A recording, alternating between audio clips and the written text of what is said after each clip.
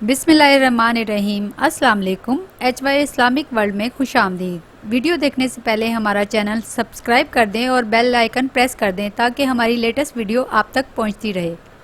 قرآن پاک اللہ تعالیٰ کا کلام ہے، اس میں ہر بیماری کی شفا ہے۔ قرآن پاک نے اپنے آپ کو سینے کے تمام مسائل کے لیے شفا قرار دیا ہے۔ بزرگان سلف نے سورہ ہجر کی آیت نمبر 97، 98 اور 99 کو دل کی بیماریوں کے لیے خصوصی طور پر مفید قرار دیا ہے۔ مریض کو چاہیے کہ وہ صبح شام یہ 3 آیات اول و آخر درود شریف کے ہمراہ 3 مرتبہ پڑھ کر اپنے اوپر دم کرے۔ اگر مریض کی حالت خراب ہو تو کوئی عزیز پڑھ کر اس کی چھاتی پر دم کر سکتا ہے۔ ماہرین امراض قلب اس بات پر متفق ہیں کہ ذہن پر بوجھ، غم اور تفکرات دل کے دوروں کا سبب بن سکتے ہیں۔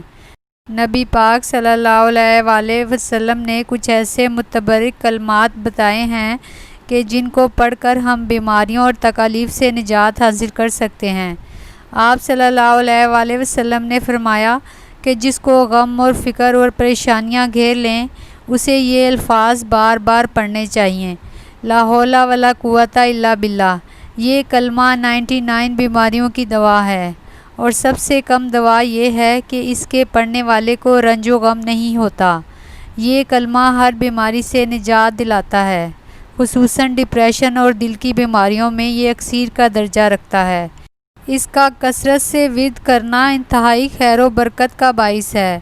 حضرت انس رضی اللہ تعالیٰ عنہ سے روایت ہے کہ نبی پاک صلی اللہ علیہ وآلہ وسلم کو جب کبھی کرب یا پریشانی ہوتی تھی تو نبی پاک صلی اللہ علیہ وآلہ وسلم یہ کہا کرتے تھے: یا حیو یا قیوم برحمتک استغیث۔ قبولیت دعا اور حصول راحت کے لیے نہایت کارآمد کلمہ ہے۔ اس کے ورد سے ہر بیماری سے شفا حاصل ہوتی ہے۔